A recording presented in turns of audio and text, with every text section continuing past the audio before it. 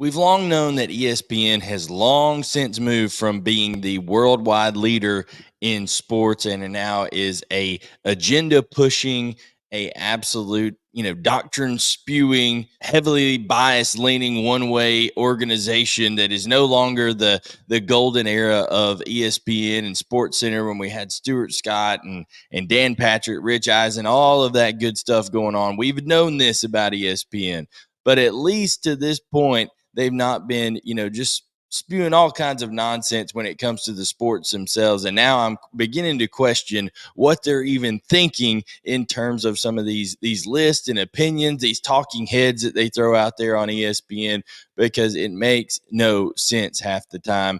They put out a list this weekend that when I was drinking my beverage there, I almost spit it out across the room because it was so egregious. A list of top 10 head coaches in college football currently, and Brian Kelly was nowhere to be found on this list. I have no words for how stupid that is, but we're going to try to put that into context for you as we go throughout this list here in just a second. Hello, everyone. I'm Blayne Gilmer. Welcome into SEC Unfiltered, the best SEC entity on the internet. As we cover all things football, we cover baseball, basketball. We'll have stuff on the huge, shocking news that John Calipari is going from Kentucky to Arkansas today as we record this. All kinds of SEC sports are being covered here for you. So like, subscribe, turn on notifications.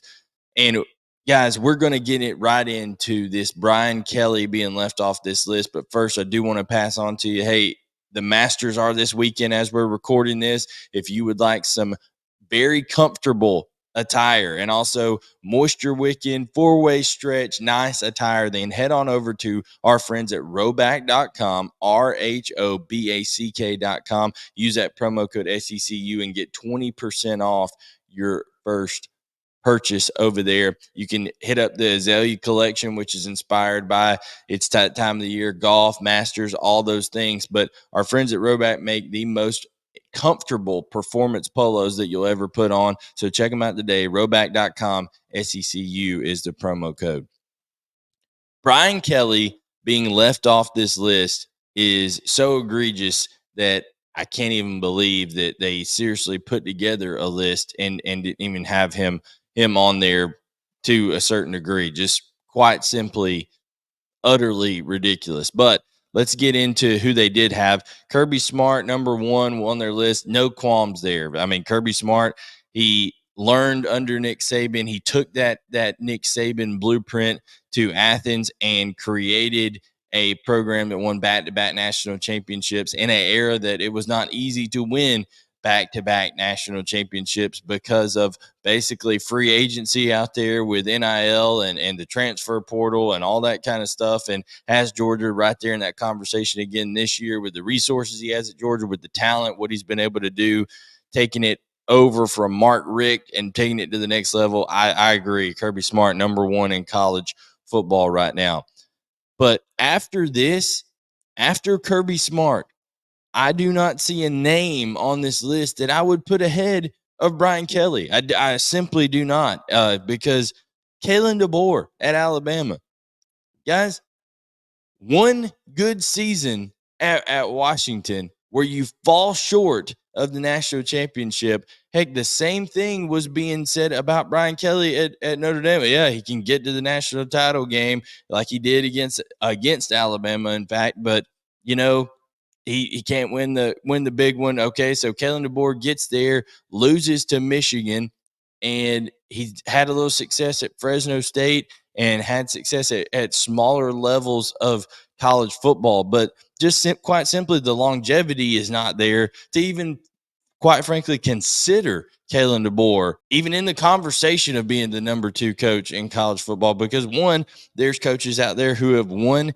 national championships that are still active, that are on this list, that are ranked lower than Kalen DeBoer. And then two, we haven't seen him do it in the SEC. And if you have not done it either in the SEC or in the Big Ten, I don't want to hear you in this conversation. Quite plain and simple. So let's see. I would say pump the brakes on Kalen DeBoer, but Brian Kelly should definitely be ahead of Kalen DeBoer.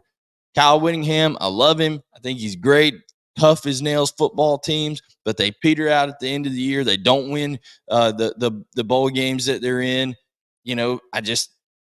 I don't think you can put him in this conversation ahead of Brian Kelly. He squeezes more out of that Utah team talent-wise for what they have than you could ever imagine. Great coach. Don't think he belongs in the conversation ahead of Brian Kelly. Dabo Swinney.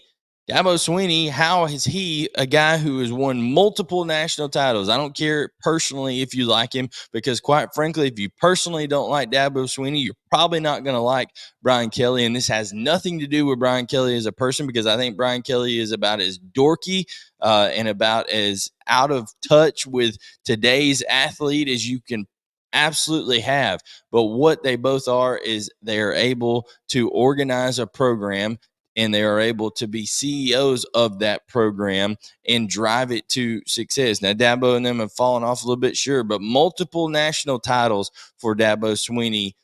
I think no matter what is going on right now, you have to give him his flowers. He has to be above Kalen DeBoer. He has to be above Kyle Whittingham. I would debate, him and Brian Kelly about even though Brian Kelly hasn't won the national championships, he also hasn't been at a place that has had the talent that Clemson had through their run when Dabo was winning those national championships until he got to LSU. And now we've seen, okay, he's gotten into the SEC, took LSU from an absolute dumpster fire to an SEC championship appearance when he was not supposed to be there. And then also a Heisman Trophy winner the next year. It feels like Brian Kelly's just notching up and up and up there at LSU. Mike Norvell, again, great job kind of resurrecting this Florida State program. He's done a tremendous job. You got to give a lot of credit to Florida State to sticking with him when things were bad at a certain point. I mean, the loss to Jacksonville State during his tenure there. So you got to give credit where credit's due on that. But again, not enough background to be able to say he's ahead of Brian Kelly in the college football coaching ranks. I mean, I know what he did at Memphis was impressive, all that kind of, but no, you can't, not even close.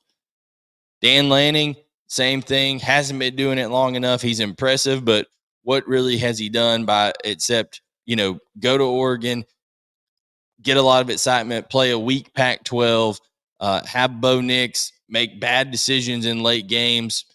Listen, Dan is a great defensive coordinator. He's a great person. He's going to have great success at Oregon. I think they're going to be tremendous in the Big Ten. I think they could even win the Big Ten this year. But until that happens, we're talking about a hierarchy here, and he just quite simply does not have the accomplishments underneath his belt as a head coach.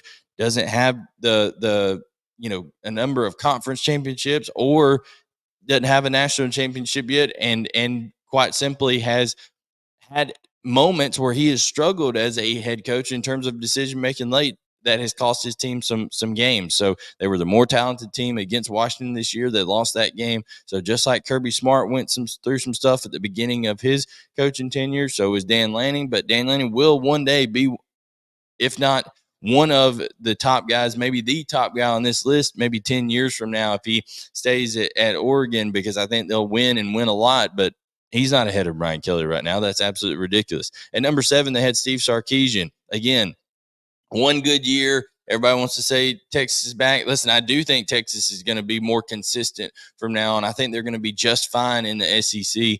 But again, Brian Kelly has done more with less than Steve Sarkisian has done. Even in his short run at Texas, Brian Kelly did way more at Notre Dame, way more at Cincinnati than Brian Kelly, than Steve Sarkisian is even dreamed of at USC and Texas. So don't give me any of that at all. Lane Kiffin, they had Lane Kiffin at 8. I think Lane could probably even be higher, because like Brian Kelly, he gets a ton out of the talent that he has, and he is being an innovator in this era of NIL, of transfer portal. We'll see. Lane's stature is going to depend heavily on this year, but they had him at number 8 on this list. Lance Leipold, you got to just say the dude, all he does is win. And his unfortunate thing is he's had to do it at places like Buffalo, like at Kansas. We thought that he might get a more high profile head coaching job. He's elected to stay at Kansas, this past offseason. So he's going to continue to try to win there. But, listen, it kind of is what it is. He's a really good coach. If you're someone who's in a top 25 program, he's a name on your short list if a head coach opening comes open, but I don't know that he belongs much higher in the conversation on this list. Ryan Day, a ton of talent that he's always had at Ohio State. They've kind of made it to the playoff level and haven't been able to go much further. I put Ryan Day, Lincoln Riley, those kind of guys on the same footing as they've always. They were basically inherited a juggernaut and they haven't done anything with it. So the fact that he's on this list and Brian Kelly is not is absolute sacrilege. I mean, it's just ridiculous. Brian Kelly, guys, let me tell you why he deserves to be number 2, at worst number 3 behind Dabo Swinney on this list. By the way, they didn't even mention Mac Brown, who is still active, who's been doing it a long time, who has won a national championship. He wasn't on this list at all. Let's see who else wasn't on the list that they had on here.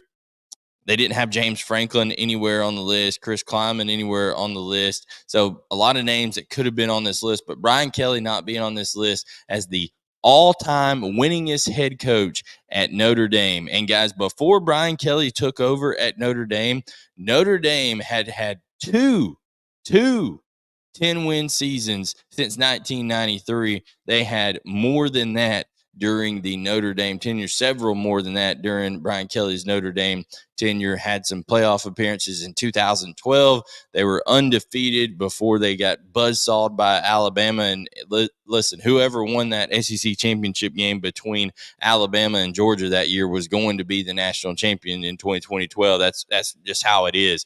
But the ability that he had to take that team who was not as talented and get them to that point in the BCS era was tremendous. Also at Cincinnati had never, ever won 10 games. They had never had double-digit wins before Brian Kelly took over at Cincinnati, and they did it 3 times while he was there, his last season being a 12-0 undefeated season at Cincinnati. He won at Central Michigan before that. He won at Grand Valley State way before that. Brian Kelly deserves. Then you go to LSU, who was an absolute dumpster fire in terms of culture-wise, and he, with that organization, that CEO mentality, who cares about the whole family thing that he did by changing his accent and talking about him being kind of cringy in some of these recruiting photos, all that kind of stuff. He's a dork. He'll probably admit that to you. He's a total, just out of touch, not cool dork of a guy. But what he is able to do is coach football. He's able to get coaches that are connected to the state of Louisiana. That is important. He may not be a great culture fit himself when he goes into mom and dad's living room on a official visit, on a home visit for a kid, but he's went out and got a bunch of coaches who called Louisiana home or have deep ties and connections to Louisiana. And now he is building another juggernaut program there in LSU. Like I said, SEC championship appearance when they had no business being there in the West 2 years ago. Jaden Daniels wins the Heisman, and they would have been a playoff team with any kind of defense. He said, hey, this is enough of that bad defense over there. We're going to clear house, literally get rid of Matt House and the rest of that coaching staff on defense. They've brought in Blake Baker, and now it is time to see what Brian Kelly can do. But for him not to be on this list is absolutely terrible, guys. And please let us know what you think. Leave your comments, like, subscribe, turn on notifications. We'll catch you guys next time to talk more SEC football, more LSU football, and all things college football all things SEC sports right here on SEC Unfiltered, the best SEC entity on the internet. God bless you, and we'll talk soon.